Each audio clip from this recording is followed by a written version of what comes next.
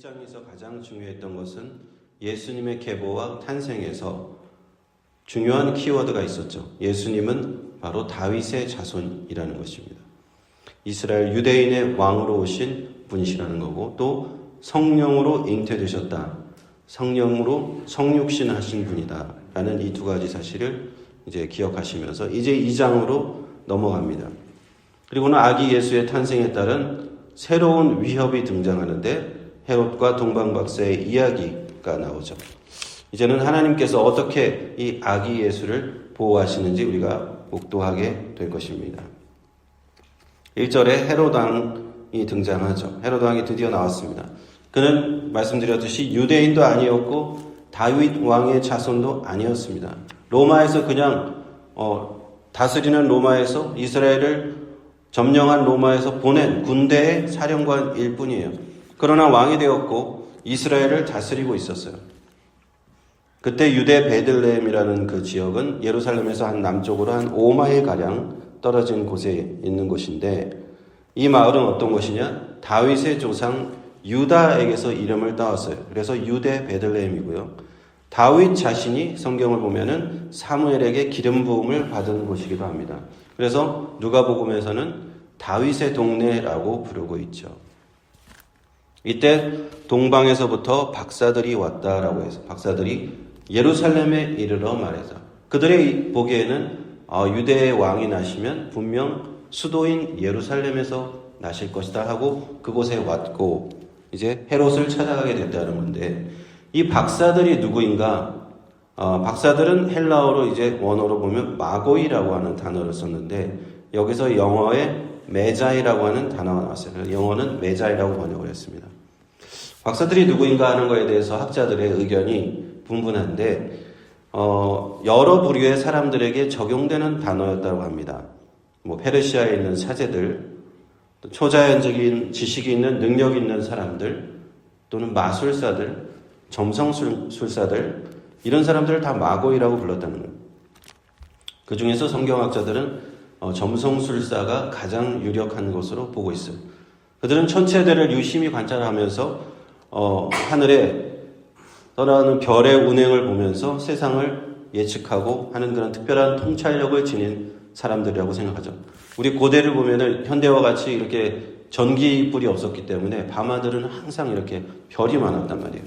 그래서 고대 사람들, 2000년도 전의 사람들은 항상 밤하늘을 보면서 별을 유심히 관찰했다고 합니다. 이 동방에서 온 박사들은 당연히 유대인들이 아니죠. 이스라엘 사람들이 아니에요.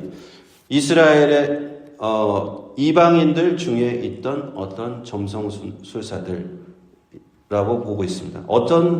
정확히 어떤 나라에서 왔나, 어느 나라에서 왔는지는 우리가 알 수 없지만, 이들이 분명히 알 수 있는 것은 이들도 유대인들의 왕 오실 메시아에 관한 그런 소망을 알고 있었다라는 것입니다. 그래서 분명히 이들도 이름 박사들이라는 것처럼 유대인들의 이 사상, 유대인들의 믿음에 관해서 굉장히 조예가 깊은 자들이었음을 우리는 알 수가 있습니다. 2절에 계속 보면 유대인의 왕으로 나신 이가 어디 계시뇨? 우리가 동방에서 그의 별을 보고 그에게 경배하러 왔다라고 합니다. 유대인의 왕이라는 칭호가 또 등장을 하는데, 이 칭호가 이방인들인 동방박사의 입에서 나온 거예요. 굉장합니다, 이거. 사실 마태복음에서 유대인의 왕이라고 부르는 이 칭호는 이스라엘 사람들 입에서는 안 나와요. 마태복음의 특징은 이방인들의 입에서 자꾸 나옵니다. 마태복음을 계속 연구해 보면은 정말 어떻게 이방인들은 자꾸 유대인의 왕을, 예수님을 유대인의 왕이라고 부를까? 이런 내용이 나오는데요. 그들이 온 목적, 동방박사들이 온 목적은 이분에게 경배하러 왔습니다. 메시아 구원자로 오신 아기 예수님, 그 유대인의 왕이신 이분에게 이방에서 왔는데 경배하러 왔다라는 겁니다. 그러면서 우리는 마태복음을 통해서 하나님의 아들 메시아가 오시면 이스라엘 땅에서만 경배받는 그런 분이 아니고 온 인류, 온 전 세계의 사람들, 모든 인류들이 그 예수 그리스도 앞에 경배하러 왔다라는 걸 이 동방박사를 통해서 대표적으로 알려주고 계신 것이라고 볼 수가 있어요. 3절을 계속 보면 헤롯 왕과 온 예루살렘이 듣고 소동했다라고 되어 있습니다. 헤롯이 들었을 때 참 기가 막힌 일이에요. 그렇죠?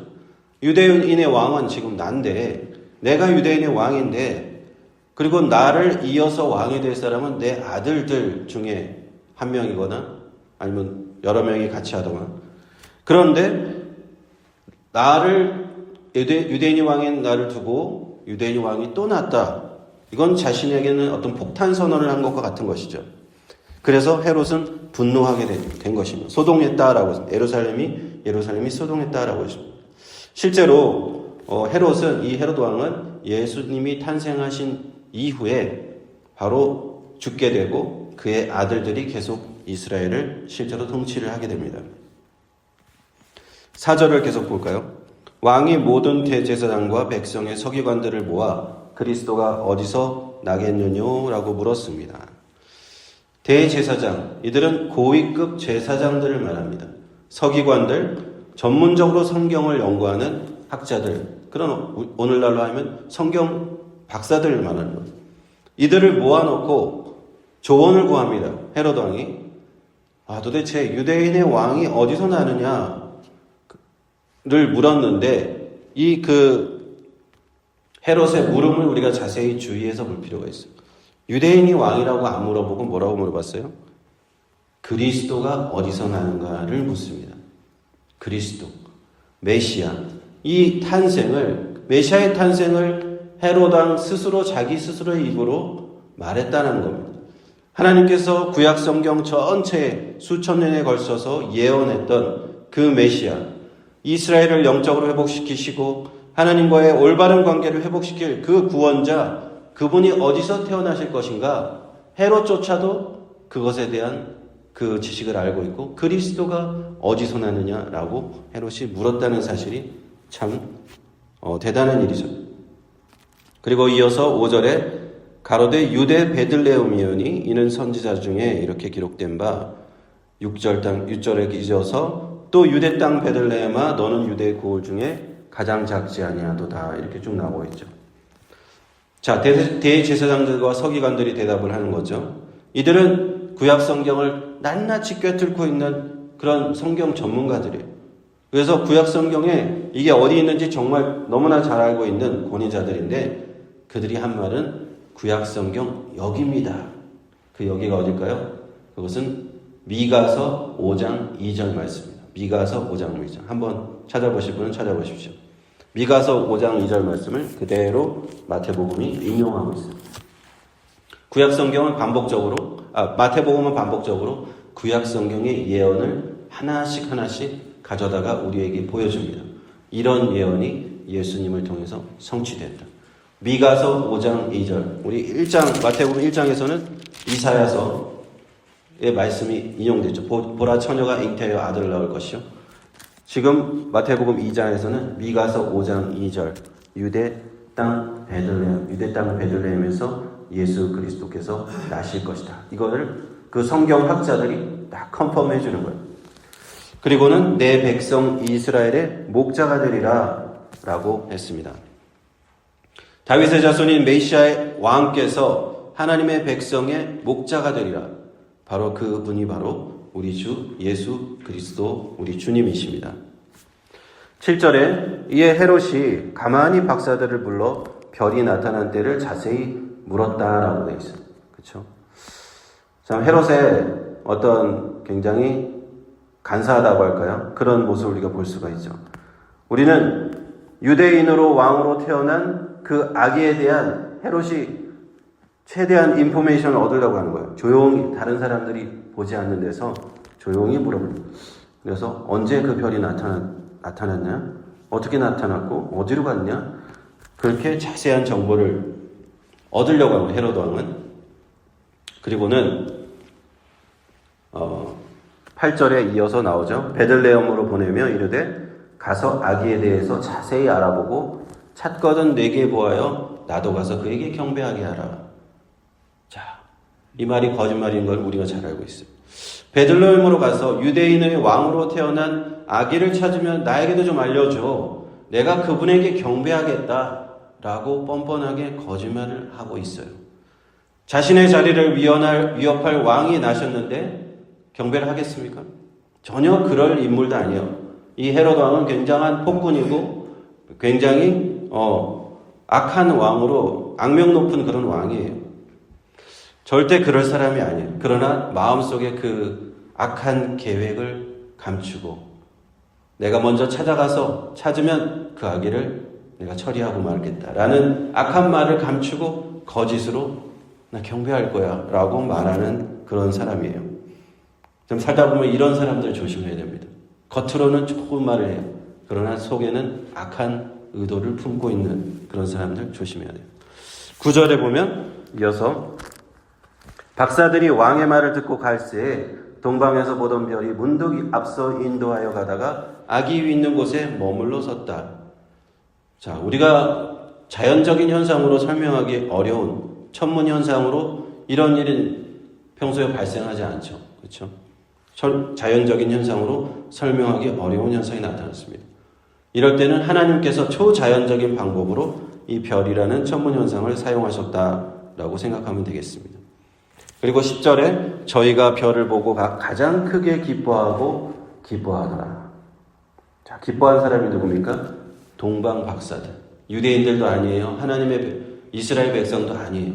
동방에서 저 멀리서 온 그 박사들이 극도의 환희를 했다라는 성경의 표현이 있습니다. 그냥 한번 기뻐했다라고 그냥 그렇게 끝낼 수도 있는 문장인데 성경에 크게 기뻐했다. 아주 길게 그 헬라어 원어를 보면은 한 단어로 끝낼 수 있는 걸 한 4단어를 썼어요. 무엇을 의미할까요? 이 메시아의 예언이 마침내 이루어지고 이제 실현되는 그 순간에 얼마나 큰 기쁨이 있는가를 의미하는 것입니다. 우리 인류를 구원하실 분, 메시아 그리스도, 그분이 우리 자기 백성을 저의 죄에서 구원하실 그 그리스도가 오셨다는 그 사실에 유대인들도 아닌 이방인들이, 이 박사들이 엄청난 기쁨을 표현했다. 이것은 이 복음이 전파되는 그곳에 인류의 죄악에 관영한 이 땅에 구원이 오는 예수 그리스도의 복음을 듣는 곳곳마다 이 기쁨이 나타날 것을 예언하신 것입니다. 할렐루야. 지금도 그렇습니다. 복음이 전파되는 그 곳곳마다 죄인들이 이 복음을 듣고 얼마나 세계 곳곳에서 기뻐하는지, 교회마다 울려지는 기쁨이 있는지 모릅니다. 우리가 지금 복음이 들어가지 않는, 복음을 막고 있는 그런 국가들이 있잖아요.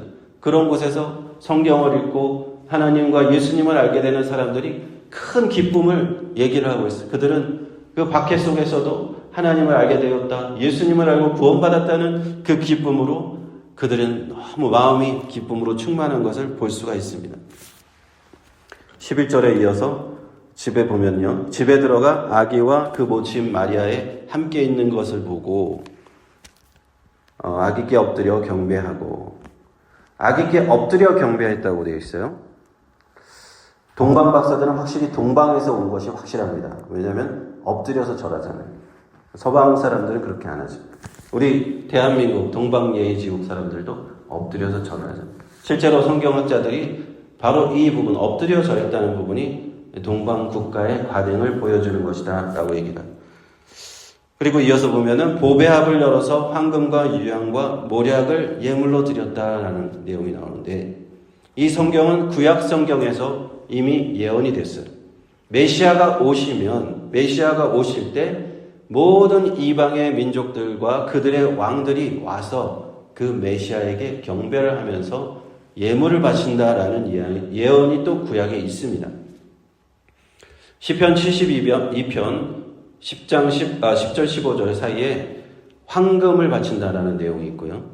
이사야서 60장 1절에서 6절 말씀 사이에 황금을 바친다, 또 유향을 바친다라는 내용이 있어요. 그 구약에 있는 그 말씀 그대로 이 열방의 왕들이, 이방의 왕들이 메시아에게 예물을 바친다, 경배하고 예물을 바친다는 예언이 그대로 성취됐다는 것을 볼 수 있습니다. 그리고 또 이것은 무엇을 의미합니까? 우리 아기 예수님으로 오신 우리 예수 그리스도께서 온 세상의 왕이시고 유대인뿐만 아니라 온 세상의 온 인류에게 경배를 받아야 마땅한 분이라는 것입니다. 구약에서 이 예물을 바치는 그 왕에 대한 이 예언 때문에 나중에는 이런 전승도 생겼어요. 동방에서 온 박사들이 아마도 왕이었을 것이다. 성경에는 왕이라는 말이 없는데 그런 전승이 생겼고요. 또 어떤 성경학자들은 이 황금이 의미하는 것은 그리스도께서 왕이심을 의미하는 것이다. 또 유향이 의미하는 것은 그분의 신성을 의미하는 것이다. 그리고 모략은 그분의 고난을 상징하는 것이다. 라고 이렇게 어떤 성경학자들은 해석을 했고 우리에게도 그것은 또 잘 알려진 내용이죠. 마지막으로 12절을 봅니다. 꿈에 헤로데게로 돌아가지 말라 지시하심을 받아 다른 길로 고국에 갔다. 다시 꿈이 등장합니다. 1장에서는 주의 천사가 요셉에게 꿈으로 나타나셨는데 이번에는 또 동방 박사들에게 꿈으로 지시하십니다. 헤롯이 아기 예수를 죽일 악한 계획을 하나님은 미리 알고 보고 계신 거예요. 그래서 동방 박사들에게 헤롯이 다시 돌아오라고 했지만 그로 가지 말고 다시 돌아가라. 너희 나라들로 다시 돌아가라고 꿈으로 지시하셨고 아기 예수님을 하나님이 보호해 주셨습니다. 우리가 하나님을 섬길 때 우리 앞에 펼쳐질 여러 가지 악한 위험한 일들을 하나님은 이미 다 알고 계신 줄 믿습니다. 그래서 우리에게 때때로 피할 길을 주세요. 하나님은 피할 길을 주십니다.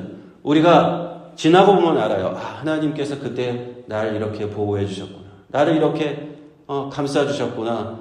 내가 그대로 놔뒀으면 나는 큰일 났을 뻔했다. 이런 것을 우리는 느낄 때가 너무 많습니다.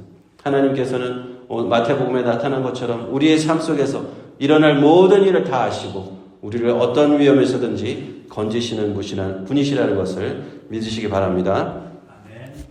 아기 예수의 결론적으로 이제 말씀드리겠습니다. 아기 예수의 생명을 위협했던 헤롯, 그리고 이방인들을 대표해서 동방 멀리서 온 동방 박사들의 이 내용이 오늘 말씀에서 극명한 대조를 이루고 있습니다. 헤롯은 아기를 죽이려고 하지만 동방 박사들은 아기에게 경배하려고 했습니다. 그리고 그냥 경배한 것이 아니라 아기의 탄생을, 메시아의 탄생을 너무너무 기뻐했습니다. 동방 박사들의 기쁨과 경배를 통해서 우리가 이 아침에 묵상할 것은 무엇인가? 예수 그리스도의 오심. 그것은 유대인과 이방인들을 포함한 모든 인류에게 큰 기쁨이라는 사실입니다. 1743년에 런던에서 핸델의 메시아가 처음 연주될 때 영국왕 조지 2세가 갑자기 일어났다고 하죠. 할렐루야를 합창하는 그 대목에서. 그러니까 갑자기 왕이 일어나니까 청중들도 다 같이 따라 일어나는 게 관례였기 때문에 청중들도 다 일어났어요. 그때 이후로 핸델의 메시아 할렐루야 합창이 연주될 때마다 지금도 청중들은 일어납니다. 이처럼 예수 그리스도의 오심, 그것은 메시아께서 오심은 인류에게 너무나 큰 복된 좋은 깊은 소식이기 때문에 우리가 핸델의 메시아의 할렐루야처럼 그 할렐루야를 외쳐야 되는 그 구원의 너무 기쁜 소식인 줄 믿으시기를 바랍니다. 기도하겠습니다.